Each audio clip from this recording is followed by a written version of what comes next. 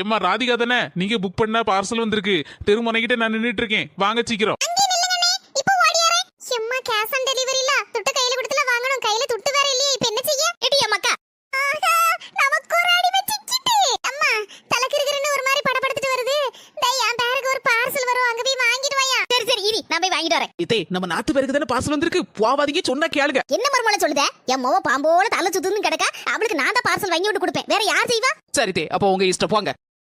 ஏ தம்பி, என் மோளுக்குள்ள பார்சல கொண்டா. ஏம்மா 1100 ரூபா தாங்க. ஏ தம்பி, என் மோவ துட்டெல்லாம் கட்டியிருப்பாளே, புறவு இதுக்கு 1100 ரூபாய் கேட்க வரு. அதிக விவரம் தெரியாதவன் நினைச்சு என்ன ஏமாத்த பக்கியா? ஏம்மா கோவப்படாதீங்க, இது கேஷ் ஆன் டெலிவரி. துட்டு கொடுத்ததும் வாங்கக்கூடியது. அப்படிதான் உங்க மவ புக் பண்ணிருக்காவோ.